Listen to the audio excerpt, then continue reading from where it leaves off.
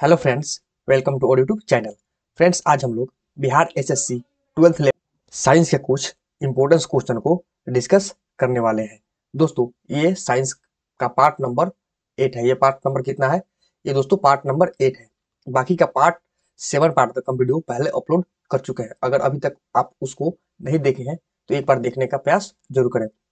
दोस्तों, हमारे बिहार एसएससी के एग्जाम में साइंस से लगभग 30 क्वेश्चन पूछ लिए जाते हैं। कितने? लगभग तो 30 क्वेश्चन आते ही रहते हैं। ठीक है, तो दोस्तों इस वीडियो को हम पूरे डिटेल्स डिस्कशन के साथ कवर करेंगे। और साइंस से हम यहाँ पे फिजिक्स, केमिस्ट्री और बायोलॉजी तीनों सब्जेक्ट्स का क्वेश्चन को हम यहाँ पे मिक्स किए हुए हैं। तो दोस्तों हम उम्मीद करते हैं कि आप वीडियो को पूरा जरूर देखेंगे। तो दोस्तों हम अपना पहला क्वेश्चन को शुरू करते हैं। पहला क्वेश्चन है हमारा, ब्लीचिंग पाउडर का आण्विक सूत्र क्या है? दोस्तों, ब्लीचिंग पाउडर का आण्विक सूत्र क्या है? तो दोस्तों पहले हम इसका आंसर देख लेते हैं कि आंसर हमारा क्या होगा। तो आंसर हो जाएगा ऑप्शन नंबर दोस्तों ए, CaO Cl2। CaO Cl2 bleaching powder का आण्विक सूत्र है। दोस्तों इसे हम जब बुझे हुए चूने पर क्लोरीन गैस प्रवाहित करते हैं, दोस्तों जब बुझे हुए चूने पर क्लोरीन गैस को हम प्रवाहित करते हैं तो ब्लीचिंग पाउडर का निर्माण होता है। दोस्तों आप लोग को ये पता चल गया कि ब्लीचिंग पाउडर का निर्माण कैसे होता है। तो दोस्तों ब्लीचिंग पाउडर का निर्माण जब बुझे हुए चूने पर क्लोरीन गैस, कौन सा गैस दोस्तों? क्लोरीन। बुझे हुए चूने पर क्लोरीन गैस का प्रवाहित करते हैं तो वो ब्लीचिंग पाउडर का निर्माण हो जाता है। अब यहाँ पे मैं इसको तोड़ के बता देता हूँ कैसे होता है। CaOH2 plus Cl2। ठीक है, तो ये कैसे बनता है? CaOCl2 plus H2O। ठीक है, ब्लीचिंग पाउडर का निर्माण हो जाता है। ठीक है दोस्तों, ब्लीचिंग पाउडर जो होता है अम्ल के साथ क्रिया करके क्या देता है दोस्तों? तो अम्ल के साथ जब ब्लीचिंग पाउडर क्रिया करता है तो क्या देता है? क्लोरीन देता है। क्या देता है? क्लोरीन। अम्ल के साथ क्रिया करके क्या देता है? क्लोरीन देता है। ठीक है, इसका उपयोग हम कहाँ करते हैं? तो कपड़ों को धोने में, ब्लीच करने में इसका उपयोग को हम करते हैं। इसका उपयोग, ब्लीचिंग पाउडर का उपयोग हम कपड़े के धोने में करते हैं। ठीक है, जिससे हमारा कपड़ा साफ हो जाए। दोस्तों इतना हो गया, मैं इसको साफ कर देता हूँ। दोस्तों यहाँ हम कुछ पदार्थ और उससे कुछ आणविक सूत्र को हम डिस्कस कर लेते हैं। तो पहला हमारा हो जाएगा, पहला बूझा चूना। बूझा चूना को तो हम देख लें यहाँ पे, बूझा चूना लिख देते हैं यहाँ पे, बूझा चूना। ठीक है, तो इसका हो जाएगा CaOH2। इसका क्या हो गया? आणविक सूत्र हो गया। ठीक है, 2 नंबर में लिखते हैं कास्टिक सोडा। ठीक है, कास्टिक सोडा। ठीक है, तो कास्टिक सोडा का होता है क्या? NaOH होता है। ठीक है, ये इसका आणविक सूत्र होता है। अब धोवन सोडा। ठीक है, 3 नंबर हो जाएगा धोवन सोडा। क्या हो जाएगा? धोवन सोडा। ठीक है, इसका क्या हो जाएगा? Na2CO3 10H2O। ठीक है, ये हो जाएगा धोवन सोडा का। अब देखते हैं 4 number, baking soda. Baking soda, baking soda, baking, तो बेकिंग सोडा क्या हो जाएगा? तो बेकिंग सोडा का हो जाएगा NaHCO3। NaHCO3, ये क्या हो गया? ये सारे के सारे पदार्थ हैं और ये इनका आणविक सूत्र है। ठीक है, यहाँ 5 नंबर देख लेते हैं। 5 नंबर में साधारण नमक का देखते हैं। साधारण साधारण साधारण नमक, इसका क्या हो जाएगा दोस्तों? तो इसका हो जाता है NaCl। ठीक है, साधारण नमक का आणविक सूत्र होता है NaCl। छठा देखते हैं। छठा हम फिटकरी, फिटकरी जिसको लिखते हैं फिटकरी लिखते हैं। ठीक है, इसका होता है K2SO4। K2SO4 dot Al2SO4 3.24H2O, ये होता है फिटकरी का आणविक सूत्र। तो दोस्तों आप लोग इतना जरूर याद कीजिएगा, क्योंकि हमारे क्वेश्चन कुछ भी पूछ लिए जाते हैं। ठीक है, जो हमारे बिहार एसएससी के साइंस के इंपोर्टेंट क्वेश्चन है, जिसको हम पूरे डिटेल डिस्कशन के साथ कवर कर रहे हैं। ठीक है, अब हम अगले क्वेश्चन पे मूव करते हैं, क्वेश्चन नंबर 2 पे। ठीक है, दोस्तों नेक्स्ट क्वेश्चन है, पौधा कोशिका का पावर हाउस किसे कहा जाता है? तो दोस्तों पौधा कोशिका का पावर हाउस, ठीक है, पावर हाउस किसे कहा जाता है? तो इसका सही उत्तर हो जाएगा ऑप्शन नंबर डी, माइक्रोकॉन्ड्रिया। दोस्तों पौधा कोशिका का पावर हाउस माइक्रोकॉन्ड्रिया को कहा जाता है। किसको कहा जाता है? तो आंसर हो जाएगा हमारा माइक्रोकॉन्ड्रिया, ठीक है। दोस्तों माइक्रोकॉन्ड्रिया को यूकोरियोटिक कोशिका में पाया जाता है। ये कहाँ पाया जाता है दोस्तों? माइक्रोकॉन्ड्रिया जो होता है हमारा यूकोरियोटिक कोशिका में पाया जाता है। कहाँ पे? तो यूकैरियोटिक कैरियोटिक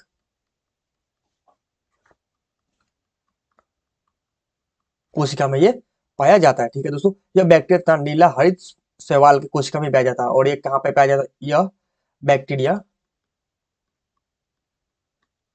तथा नीला हरित शैवाल, नीला हरित शैवाल, नीला हरित नीला हरित शैवाल में भी पाया जाता है, ठीक है दोस्तों। अब बात करते हैं माइक्रोकॉन्ड्रिया की खोज किसने किया था? दोस्तों माइक्रोकॉन्ड्रिया की खोज किसने किया था? तो खोज किया था किसने? किलकर ने। कौन किया था? किलकर किलकर ने किया था। और दोस्तों कब किया था? तो 1880 ईस्वी में इसका खोज किया था। किसने किया था? तो किलकर ने माइक्रोकॉन्ड्रिया का खोज किया था। और कब किया था? तो 1880 ईस्वी में इसका खोज किया था, ठीक है।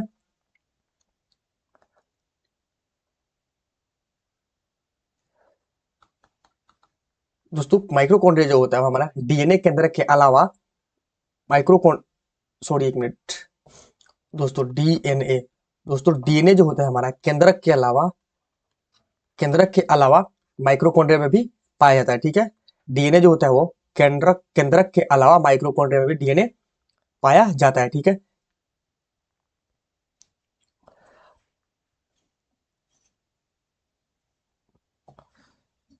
दोस्तों अगले क्वेश्चन पे चलते हैं। नेक्स्ट क्वेश्चन है, मानव के दोनों कान में कुल कितनी हड्डियां होती है? दोस्तों मानव के दोनों कान में कुल कितनी हड्डियां होती है? तो इसका सही उत्तर हो जाएगा ऑप्शन नंबर सी, 6 हड्डियां होती है। कितनी होती है दोस्तों? तो 6 हड्डियां होती है। मानव के दोनों कानों में कुल 6 हड्डियां होती है, ठीक है दोस्तों। मनुष्य के शरीर में कितनी हड्डियां होती है? तो मनुष्य के शरीर में कितनी हड्डियां होती है? यहाँ पे लिखता हूं मैं, मनुष्य के शरीर में कुल कितनी हड्डियां होती हैं? तो 206 हड्डियां होती है, ठीक। 206 हड्डियां होती है। चेहरे में कितनी हड्डियां होती है दोस्तों? तो मनुष्य के चेहरे पे कितनी हड्डियां होती है? तो 14 हड्डियां होती है। कितनी हड्डियां? 14 हड्डियां होती है मनुष्य के चेहरे पे। रीढ़ पे कितनी हड्डियां होती है? तो मनुष्य के रीढ़ में कितनी हड्डियां होती है? तो लगभग 33 हड्डियां होती है, ठीक है।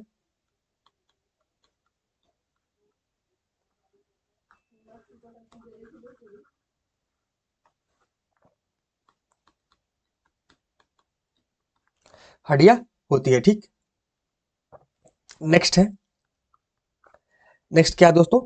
पसलियों में कितनी हड्डियां होती है? पसलियों में, तो दोस्तों मनुष्य के पसलियों में कुल 24 हड्डियां होती है। कितनी हड्डियां होती है? तो 24 हड्डियां होती है, ठीक है। नेक्स्ट क्या देख लेते हैं? नेक्स्ट है हमारा सिर। सिर में कुल कितनी हड्डियां होती है? तो सिर में कुल कितनी हड्डियां होती हैं? तो उसकी हड्डियों की संख्या कितनी होती है? 29 हड्डियां होती है, ठीक।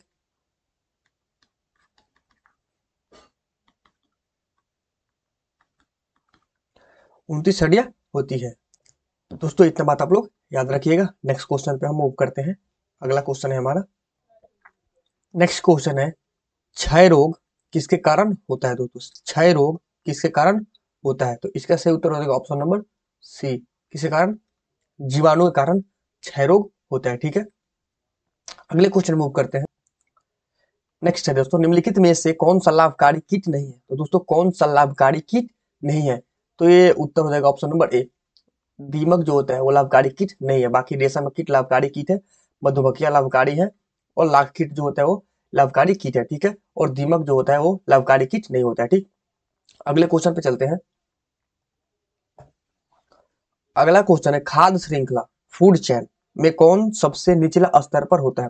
दोस्तों क्वेश्चन बोल रहा है कि खाद्य श्रृंखला में कौन सबसे निचले स्तर पर होता है। ठीक है, तो इसका सही उत्तर हो जाएगा ऑप्शन नंबर सी।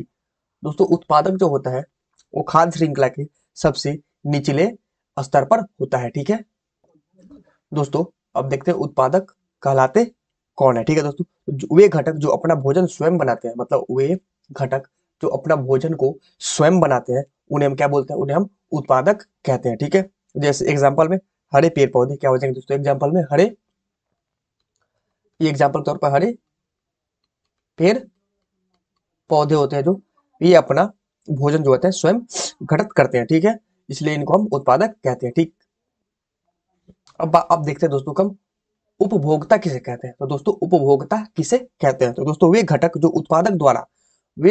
उत्पादक के द्वारा बनाए गए भोज्य पदार्थ को अपना उपभोग करते हैं, मतलब उत्पादक के द्वारा बनाए गए भोज्य पदार्थ को वो अपना उपयोग में करते हैं, उसे हम उपभोक्ता कहते हैं। ठीक है, उन्हें दोस्तों हम उपभोक्ता कहते हैं। ठीक दोस्तों, उपभोक्ता जो होता है वो कितने प्रकार का होता है, उपभोक्ता जो हमारा 3 प्रकार का होता है। उपभोक्ता 3 प्रकार का होता है। कितने प्रकार का होता है, 3 प्रकार का होता है। उपभोक्ता जो होता है वो 3 प्रकार का होता है। ठीक है, पहला होता है क्या, प्राथमिक। कौन सा होता है, पहला होता है प्राथमिक उपभोक्ता। प्राथमिक उपभोक्ता दोस्तों, प्राथमिक उपभोक्ता, इसमें वे सभी जीव आते हैं। इसमें कौन कौन से जीव आते हैं दोस्तों, प्राथमिक उपभोक्ता में वे सभी ऐसे जीव आते हैं जो हरे पौधों या उनके किसी भाग को खाते हैं। प्राथमिक उपभोक्ता में वैसे जीव आते हैं जो हरे पौधे या उनके किसी भाग को खाते हैं। ठीक है, फॉर एग्जाम्पल मतलब जैसे देख लेते हैं कौन से आते हैं, तो इसमें गाय भैंस, इस प्राथमिक उपभोक्ता में आते हैं गाय भैंस, बकरी बकरी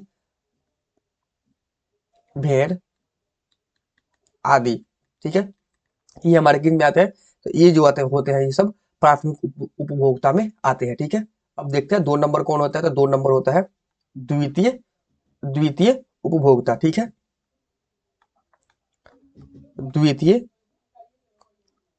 उपभोक्ता। ठीक है दोस्तों, द्वितीय उपभोक्ता कौन होते हैं, तो दोस्तों द्वितीय उपभोक्ता वे जीव होते हैं। द्वितीय उपभोक्ता वे जीव होते हैं जो प्राथमिक उपभोक्ताओं को अपने भोजन के रूप में प्रयुक्त करते हैं। मतलब है कि जो पहले को खा जाए वो दूसरे में आ जाते हैं। ठीक है, शॉर्टकट में हम इसे बोल सकते हैं कि जो मतलब पहले वाले को जीव वो अपने उपभोक्ता में लाते हैं उन्हें हम द्वितीय उपभोक्ता बोलते हैं। ठीक है दोस्तों, इसका एग्जाम्पल हम देख लेते हैं, लोमड़ी देख लेते हैं। ठीक है, जैसे एग्जाम्पल में हो जाएगा लोमड़ी, भेड़िया, लोमड़ी, भेड़िया, मोर, ठीक है, मेंढक आदि। ठीक है दोस्तों, ये बात आप लोग याद रखिए। 3 नंबर में कौन सा होता है, 3 नंबर में होता है दोस्तों तृतीयक तृतीयक उपभोक्ता। तृतीयक उपभोक्ता। ठीक है, तो तृतीय उपभोक्ता के अंतर्गत कौन से आते हैं, तो इसके अंतर्गत वे जीव आते हैं। मतलब तृतीय उपभोक्ता के अंतर्गत वे जीव आते हैं जो द्वितीय उपभोक्ता को अपने भोजन के रूप में प्रयुक्त करते हैं। मतलब जो जानवर मतलब दूसरे वाले उपभोक्ता वाले जानवर को खा जाए वो द्वितीय उपभोक्ता में आता है। ये हम इसको शॉर्टकट में याद रख सकते हैं। ठीक है, तो फॉर एग्जाम्पल देख लेते हैं। अब इसमें आते कौन से हैं, तो इसके एग्जाम्पल में आएगा शेर, शेर आ जाएगा। ठीक है, बाघ आ जाएगा, चीता आ जाएगा, ठीक है, मगरमच्छ आ जाएगा आदि। ठीक है, क्योंकि शेर जो होगा लोमड़ी को खा जाएगा, भेड़िया को भी खा जाएगा, मोर को भी खा जाएगा। ठीक है, ये तृतीय उपभोक्ता हो जाएगा। द्वितीय उपभोक्ता लोमड़ी, जैसे में बकरी खा सकती है, भेड़, ये सब प्राथमिक उपभोक्ता में आ जाते हैं। दोस्तों अब देख लेते हैं कि मानव मानव दोस्तों देख लेते हैं मानव। ठीक है दोस्तों, मानव जो होता है वो किसके अंतर्गत आता है, तो दोस्तों मानव जो होता है हमारा वो प्राथमिक और द्वितीय किसके अंतर्गत, दोस्तों प्राथमिक और द्वितीय दोनों के अंतर्गत आता है। ठीक है, ये दोस्तों आप फैक्ट्स को याद रखिएगा कि मानव किसके अंतर्गत में आता है, तो मानव प्राथमिक उपभोक्ता और द्वितीय उपभोक्ता दोनों के अंदर आता है। ठीक है, अगले क्वेश्चन पे हम चलते हैं। इस क्वेश्चन के लिए इतना बहुत है। अगला क्वेश्चन है हमारा, निम्नलिखित में सबसे बड़ा पक्षी कौन सा है? तो दोस्तों निम्नलिखित में सबसे बड़ा पक्षी कौन सा है? तो इसका सही उत्तर हो जाएगा यहाँ पे जो दिया गया पक्षी, उसमें से सबसे बड़ा है कौन सा पक्षी है? तो शुतुरमुर्ग। दोस्तों शुतुरमुर्ग जो होता है सबसे बड़ा पक्षी होता है दोस्तों। यह दोस्तों उड़ने में क्या होता है? उड़ने में दोस्तों ये असमर्थ होता है। ये दोस्तों पक्षी जो है वो उड़ नहीं सकता है, ठीक है। अब बात करें दोस्तों शुतुरमुर्ग की कोशिका जो होती है वो सबसे शुतुरमुर्ग की कोशिका, हाँ दोस्तों सबसे बड़ी कोशिका जो होती है वो शुतुरमुर्ग के अंडे की होती है। कौन सी? सबसे बड़ी कोशिका, ठीक है। सबसे बड़ी कोशिका जो होती है वो हमारा शुतुरमुर्ग के अंडे की ही होती है, ठीक है। शुतुरमुर्ग सबसे बड़ी कोशिका शुतुरमुर्ग के अंडे की होती है, ठीक है। दोस्तों अब देखते हैं मोर। दोस्तों मोर जो होता है वह मोर भारत और म्यांमार का राष्ट्रीय पक्षी है। तो दोस्तों किसका? मोर जो है हमारा भारत और म्यांमार, भारत और म्यांमार का क्या है? ये मोर जो है भारत और म्यांमार का राष्ट्रीय पक्षी है, ठीक है। पेंगुइन का वैज्ञानिक नाम क्या है? तो दोस्तों पेंगुइन का वैज्ञानिक नाम यहाँ पे लिख देता हूँ। पेंगुइन का वैज्ञानिक नाम हो गया, इसका वैज्ञानिक नाम क्या होगा दोस्तों? तो एस्पेन साइड, ठीक है। और यह मुख्यतः कहाँ पाया जाता है? तो यह दोस्तों मुख्यतः कहाँ पे पाया जाता है? यह पाया जाता है कहाँ पे? यह पाया जाता है, इसका वैज्ञानिक नाम हो गया एस्पेन साइड, ठीक है। यह पाया जाता है अंटार्कटिका और न्यूजीलैंड। कहाँ पे? तो अंटार्कटिका, अंटार्कटिका, अंटार्क अंटार्कटिका और न्यूजीलैंड, ठीक है। तो ये हमारा पाया जाता है कहाँ पे? अंटार्कटिका और न्यूजीलैंड में पेंगुइन पाया जाता है, ठीक है। ये हो गया। ईमू देख लेते हैं दोस्तों। ईमू जो होता है, ईमू यहाँ पे मैं लिख देता हूँ। ईमू दोस्तों, ईमू होता है यह दुनिया का सबसे दूसरा बड़ा पक्षी होता है। यह कौन सा होता है? तो ये दूसरा बड़ा पक्षी, बड़ा पक्षी, ठीक है। दोस्तों ईमू जो होता है वो दुनिया का दूसरा बड़ा पक्षी होता है। दोस्तों यह ऑस्ट्रेलिया का राष्ट्रीय पक्षी है। कहाँ का? तो ऑस्ट्रेलिया, ठीक है। दोस्तों ये जो है वो ऑस्ट्रेलिया का राष्ट्रीय पक्षी है। कौन सा? ऑस्ट्रेलिया का राष्ट्रीय पक्षी कौन है? तो ईमू है, ठीक है। यह ऑस्ट्रेलिया का राष्ट्रीय पक्षी है, ठीक है। दोस्तों अब बात करते हैं विश्व का सबसे छोटा पक्षी। तो विश्व का सबसे छोटा पक्षी कौन सा होता है? तो हॉर्निंग बर्ड, सबसे छोटा पक्षी। तो विश्व का सबसे छोटा पक्षी कौन जाएगा? हर्मिंग बर्ड, ठीक है। ये होता है सबसे छोटा पक्षी जो होता है वो हर्मिंग बर्ड ही होता है, ठीक। दोस्तों इतना बात आप लोग याद रखिएगा, एग्जाम में कहीं से भी क्वेश्चंस को पूछ लिए जाएंगे। दोस्तों अगर वीडियो पसंद आ रहा होगा तो वीडियो को एक लाइक जरूर करके चैनल को सब्सक्राइब जरूर कर लीजिएगा और दोस्तों अपने दोस्तों को शेयर भी जरूर कर दीजिएगा, ठीक है। दोस्तों हम अपने अगले क्वेश्चन पे मूव करते हैं। नेक्स्ट क्वेश्चन है, निम्नलिखित में से कौन सा राशि सदिश नहीं है? दोस्तों निम्नलिखित में से कौन सा राशि जो है वो सदिश नहीं है? तो इसका सही उत्तर हो जाएगा आयतन। आयतन जो होता है वो दोस्तों सदिश राशि नहीं है। तो यह कौन सा राशि है? तो यह दोस्तों अदिश राशि है। कौन सा राशि है? तो यह एक अदिश राशि है, ठीक। और ये विस्थापन, वेग और बल, ये सब तीनों के तीनों सदिश राशि होते हैं, ठीक है दोस्तों। अब बात करते हैं दोस्तों कि सदिश राशि होते कौन सा है। तो दोस्तों सदिश राशि में यहाँ पे लिख देता हूँ सदिश राशि कौन से होते हैं, और यहाँ पे मैं लिख देता हूँ अदिश राशि कौन से होते हैं, और उसका हम एग्जाम्पल यहाँ पे लिख देंगे, ठीक है। यहाँ पे लिख देता हूँ मैं सदिश राशि, ठीक है। और यहाँ हम लिखेंगे क्या? अदिश राशि, ठीक है।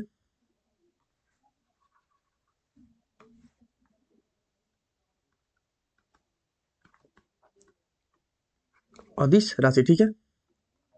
तो दोस्तों जिनमें परिमाण तथा दिशा होता है, जिसमें परिमाण तथा दिशा दोनों होता है, यहाँ पे मैं लिख दूं जिसमें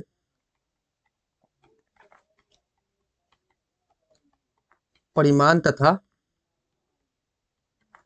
दिशा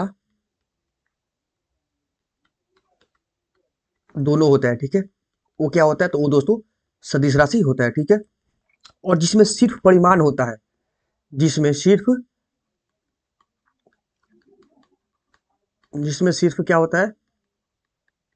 परिमाण होता है, वो हमारा क्या होता है दोस्तों? वह एक अदिश राशि होता है, ठीक है, जिसमें परिमाण तथा दिशा दोनों होता है वो सदिश राशि होता है, और जिसमें सिर्फ परिमाण होता है वो अदिश राशि होता है, और जिसमें परिमाण तथा दिशा दोनों होता है वो क्या होता है, वो हो जाता है सदिश राशि होता है, ठीक है। अपवाद में है एक दोस्तों, अदिश राशि के अपवाद में है, अपवाद कौन सा, तो दोस्तों विद्युत धारा, ठीक है, विद्युत धारा ये क्या है, तो ये हमारा अपवाद में है, लेकिन बट ये अदिश राशि है, ठीक है। 2 नंबर देखते हैं, इसको 1 नंबर ले लो दोस्तों। नेक्स्ट बात करते हैं सदिश राशि। दोस्तों सदिश राशि के बीज गणित के नियमों को जोड़ा या घटाया जा सकता है, ठीक है दोस्तों। सदिश राशि में बीज गणित के नियमों द्वारा जोड़ा या घटाया जाता है, ठीक है। लेकिन अदिश राशि लेकिन लेकिन अदिश राशि दोस्तों, अदिश राशि में बीज गणित के योग व अंतर के सामान्य नियमों की सहायता से जोड़ा या घटाया जा सकता है, ठीक है। ये बात दोनों आप लोग याद रखिएगा। अब हम इसकी उदाहरण देखते हैं। अदिश राशि के उदाहरण कौन कौन से हमारा अदिश राशि है, ठीक है।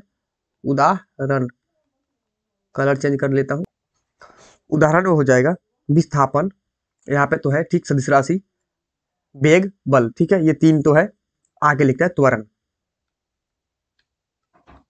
त्वरण, आवेग, आवेग, संवेग, संवेग, प्रतिबल, प्रतिबल, कोणीय वेग,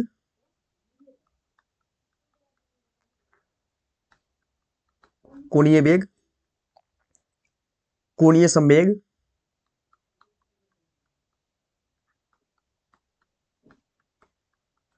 कोणीय संवेग, विद्युत्व घनत्व,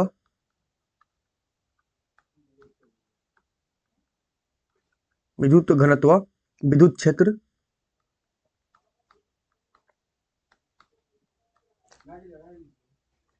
इत्यादि, ठीक है। ये सारे के सारे क्या है दोस्तों, ये सब के सब ये हमारा सदिश राशि है, ठीक है। अब हम अदिश राशि के उदाहरण देखते हैं। अदिश राशि कौन कौन होते हैं इसका हम उदाहरण देख लेते हैं। तो अदिश राशि में आ जाएगा दूरी, चाल, दूरी, चाल, समय, समय, क्षेत्रफल, ठीक है, तापमान, तापमान, ठीक है, विद्युत धारा, विद्युत धारा ये हमारा सदिश राशि है, लेकिन विद्युत क्षेत्र जो होता है वो एक अदिश राशि है। सॉरी सॉरी, विद्युत धारा जो है वो अदिश राशि है, और विद्युत क्षेत्र जो होता है वो सदिश राशि है, ठीक है। अगला हो जाएगा प्रतिरोध, ठीक है, प्रतिरोध भी अदिश राशि है, ठीक है। पृष्ठीय तनाव, पृष्ठीय तनाव ये अदिश राशि है, ठीक है। सयांता ये भी अदिश राशि है, इत्यादि, ठीक है। इतना दोस्तों आप लोग याद रखिएगा, क्वेश्चंस कहीं से पूछ लिए जाएंगे हमारे एग्जाम में। अगले क्वेश्चन हम चलते हैं दोस्तों। अगला क्वेश्चन है, डैश एक पक्षी है जो शांति का प्रतीक है। दोस्तों डैश एक पक्षी है जो शांति का प्रतीक है, तो उत्तर हो जाएगा कबूतर। दोस्तों कबूतर एक ऐसा पक्षी है जो शांति का प्रतीक है, ठीक है। भारत का राष्ट्रीय पक्षी कौन सा है दोस्तों, तो भारत का राष्ट्रीय पक्षी की बात करें तो ये हो जाएगा हमारा मोर। भारत का राष्ट्रीय पक्षी, ठीक है, मोर है। अब बात करें झारखंड का राष्ट्रीय पक्षी कौन है, तो दोस्तों झारखंड, यहाँ मैं लिख देता हूँ झारखंड, ठीक है। इसका राष्ट्रीय पक्षी कौन सा हो जाएगा, तो झारखंड का राष्ट्रीय पक्षी हो जाएगा कोयल, ठीक है, राष्ट्रीय पक्षी कोयल।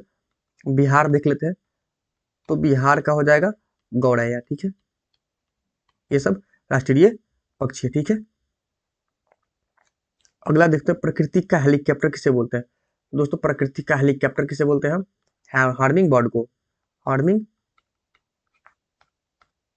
हार्मिंग बर्ड, ये जो दोस्तों हार्मिंग बर्ड को हम प्रकृति का हेलीकॉप्टर बोलते हैं। ये जो होती है ये सबसे छोटी पक्षी होती है। हार्मिंग बर्ड जो होता है दुनिया का सबसे छोटी पक्षी होती है। हार्मिंग बर्ड जो होती है दुनिया का सबसे छोटी पक्षी होती है, ठीक है। यहाँ तक देख लिए। और बिहार का राष्ट्रीय पक्षी हो जाएगा गौरैया, और झारखंड का राष्ट्रीय पक्षी हो जाएगा कोयल, ठीक है। उल्लू दोस्तों, उल्लू तो सब लोग जानते हैं, इसको दिन में दिखाई नहीं देता है, रात में दिखाई देता है, ठीक है। कौवा की दोस्तों बात हटाइए और बात करते हैं हम राष्ट्रीय पक्षी दिवस कब मनाया जाता है। तो दोस्तों राष्ट्रीय पक्षी दिवस, राष्ट्रीय पक्षी दिवस, तो दोस्तों राष्ट्रीय पक्षी दिवस कब मनाया जाता है। तो ये हमारा 12 नवंबर को मनाया जाता है। कब? 12 नवंबर।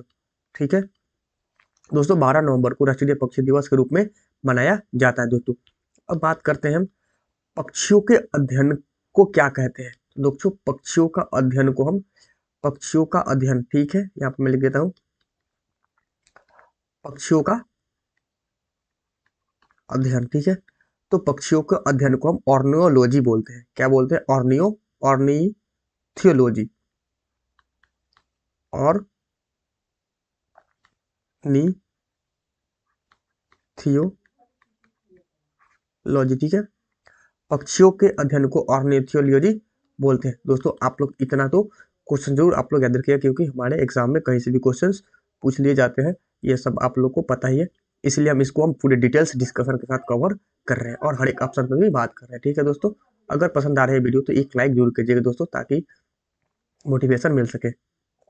अगला क्वेश्चन, बल गुने विस्थापन डैश के बराबर होता है। दोस्तों अगला क्वेश्चन हमारा बल गुने विस्थापन डैश के बराबर होता है। तो सही उत्तर हो जाएगा दोस्तों कार्य। दोस्तों बल गुने विस्थापन बराबर क्या होता है? कार्य होता है। ठीक है, बल गुने विस्थापन के बराबर होता है कार्य। तो ऑप्शन नंबर हमारे यहाँ पे कौन सा सही हो जाएगा? ऑप्शन नंबर डी सही हो जाएगा। दोस्तों कार्य के बराबर क्या होता है? कार्य बराबर होता है force into S S F, कार्य। मैं यहाँ पे लिख देता हूँ, कार्य बराबर क्या होगा? तो एफ डॉट एस। ठीक है, ये होता है कार्य बराबर। ठीक, अब बात करते हैं संवेग। यहाँ पे लिख देता हूँ संवेग के बराबर क्या होता है, स्टार लगाकर। ठीक है, संवेग, दोस्तों संवेग होता है वेग गुने द्रव्यमान।